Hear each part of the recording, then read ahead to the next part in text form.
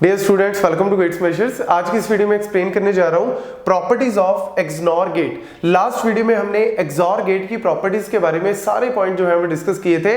तो ये दोनों गेट्स की प्रॉपर्टीज ही काफी इंपॉर्टेंट है आपके कॉलेज यूनिवर्सिटी एग्जाम के लिए, कॉम्पिटिटिव एग्जाम के लिए बहुत इंपॉर्टेंट है, इवन आपके इंटरव्यूज में भी पूछी जा सकती है। तो गाइस फटाफट से वीडियो को लाइक कर दें, चैनल को सब्सक्राइब करें अगर अब तक आपने नहीं करो, अगर कर भी दिए तो और डिवाइसेस से सब्सक्राइब करवा सकते हो, शेयर कर सकते हो। तो चलिए स्टार्ट करते हैं। सबसे पहले हम बात करें एक्सनॉर गेट की। तो मैंने यहाँ पे 2 इनपुट एक्सनॉर गेट लिया हुआ है। तो मेरे पास एक इनपुट A है, दूसरी इनपुट अगर मेरे पास B है, तो एक्सनॉर गेट क्या आउटपुट देता है, इसकी इक्वेशन क्या है, AB plus A bar B बार। मतलब पहले AB एज इट इज और फिर AB के ऊपर दोनों तरफ क्या लगा दो, बार लगा दो। तो यहाँ पे अगर हम इक्वेशन की बात करें तो उसके बेसिस पे हम इसका ट्रुथ टेबल भी यहाँ पे लिख सकते हैं। तो ट्रुथ टेबल आप डायरेक्ट ही इसको याद रखो कि ये अगर हम वैल्यू देते हैं इनपुट में सेम, मतलब 0 0 दी दोनों तरफ या 1 1 दी, तो उस केस में आउटपुट क्या देता है, 1 देता है। बिल्कुल उल्टा एक्सॉर गेट की तरह, उसमें क्या देता है, वहां पे 0 देता है, यहाँ पे 1 दे रहा है। और अगर मेरी इनपुट्स क्या है, डिफरेंट है, तो ये क्या देता है, वैल्यू आउटपुट में 0 देता है। तो ये 2 पॉइंट जो है वो सबसे इंपॉर्टेंट है। जब भी इनपुट सेम होंगी, चाहे 0 0 हो चाहे 1 1 हो, जब भी इनपुट सेम होंगी ये आउटपुट क्या देगा, 1 देगा। और जब भी इनपुट डिफरेंट होगी आउटपुट क्या देगा, 0 देगा। बिल्कुल उल्टा है आपका एक्सॉर गेट से। अब उसी के बेसिस पे हम इसको जनरलाइज जो है वो भी कर सकते हैं। A एक्सनॉर A, मतलब यहाँ पे हमने A एक्सनॉर A का मतलब क्या है, सिंपल सी बात है कि अगर मैं A की वैल्यू को 0 दे रहा हूं तो दूसरी तरफ भी तो मेरी 0 ही तो है, क्योंकि A ही तो लिख रहा हूं। अगर मैं एक तरफ 1 दे रहा हूं तो दूसरी तरफ भी तो 1 ही दे रहा हूं। तो यानी बात तो वही होगी कि अगर मैं सेम इनपुट दे रहा हूं तो आउटपुट मेरी क्या आएगी, 1 आएगी। ये इंपॉर्टेंट पॉइंट यहाँ पे। आप इसको प्रूफ भी करना चाहते हो तो वो भी कर सकते हो। जैसे B की जगह हम यहाँ पे क्या पुट कर रहे हैं, A ही तो पुट कर रहे हैं। एक तो A है ही, दूसरी की जगह हम लोग क्या पुट कर रहे हैं, A ही पुट कर रहे हैं। तो आप इसको इस तरीके से प्रूफ भी कर सकते हो। तो A क्या होगा, A डॉट A क्या होगा, A होगा, A बार क्या होगा, A बार होगा, और A प्लस A बार क्या होता है, 1 होता है। आप प्रूफ भी कर सकते हो अगर करना चाहते हो। दूसरी प्रॉपर्टी की बात करें, A एक्सनॉर A बार। इसमें क्या किया, अगर मैं एक तरफ 0 दे रहा हूं तो दूसरी ऑटोमेटिकली 1 होगी, अगर मैं एक तरफ 1 दे रहा हूं तो दूसरी ऑटोमेटिकली क्या होगी, 0 हो गई। यानी डिफरेंट इनपुट की बात कर रहे हैं। तो डिफरेंट इनपुट के केस में ये क्या आउटपुट देता है, 0 देता है। आप प्रूफ करना चाहते हो, अगेन वहां पे वही कि अगर मैंने एक इनपुट को तो A ही रखा, दूसरी जो B है उसकी जगह मैंने क्या दे दिया, A बार दे दिया, प्लस यहां पे मैंने एक इनपुट मेरी A बार ऑलरेडी है ही, दूसरा क्या है, A बार का बार, मतलब यहां पे इस तरीके से बन गया।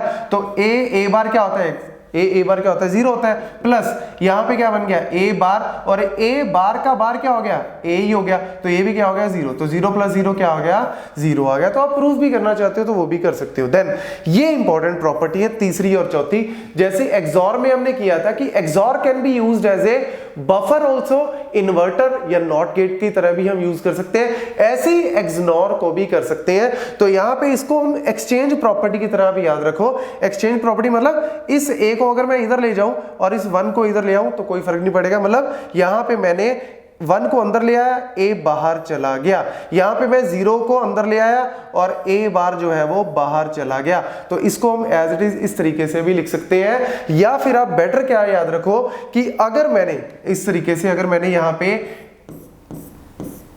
एक्सनॉर गेट बनाया और उसमें मैंने एक इनपुट फिक्स कर दी, ये देखो एक इनपुट अगर मैं फिक्स कर दूं A, एक इनपुट तो मैंने फिक्स कर दी ना A, और दूसरी तरफ अगर मैं कंट्रोल मतलब कि अगर मैं वैल्यू 0 देता हूं, अगर मैं वैल्यू 0 देता हूं तो ये क्या देगा, A बार देगा। मतलब अगर मैंने वैल्यू दे दी 0 तो उसने क्या दिया, उसका उल्टा कर देगा, जो भी दूसरी इनपुट है उसका उल्टा कर देगा। मतलब ये इन्वर्टर की तरह यूज हो रहा है, यहां पे ये इन्वर्टर की तरह जो है वो यूज हो रहा है। अगर मैं कंट्रोल इनपुट को क्या कर दूं, 1 कर दूं, स्विच की तरह, वही 0 और 1, स्विच को ऑफ कर दिया, ऑन कर दिया। अगर मैंने स्विच को ऑन कर दिया मतलब 1 दे दिया, तो A एक्सनॉर 1 क्या दे रहा है, मेरा A दे रहा है। मतलब मैंने इनपुट दी थी A, तो A ही मेरी आउटपुट आ रही है।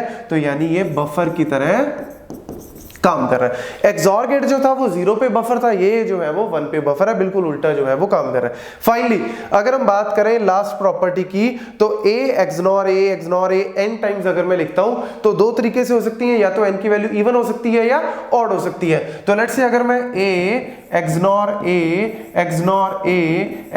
A लेट्स से अगर मैं 4 बार लिख दिया, मतलब आप इवन की बात कर रहे हो तो 2 बार, 4 बार, 6 बार, 8 बार। तो यहाँ पे देखो a एक्सनॉर a हम ऑलरेडी निकाल चुके हैं, क्या होता है 1 होता है। a एक्सनॉर a हम ऑलरेडी निकाल चुके हैं, क्या होता है 1 होता है। और 1 एक्सनॉर 1 एक्सनॉर हमने ऑलरेडी निकाल रखा है, क्या होता है 1 होता है। तो आप सिंपली याद रखो कि अगर मैं n की वैल्यू इवन लेता हूं तो आउटपुट मेरी क्या आ रही है 1 आ रही है। अगर मैं n की वैल्यू को इवन लेता हूं तो आउटपुट क्या आ रही है 1 आ रही है। ठीक है, वहां पे 0 आ रही थी एक्सॉर के केस में, एक्सनॉर के केस में 1 आ रही है।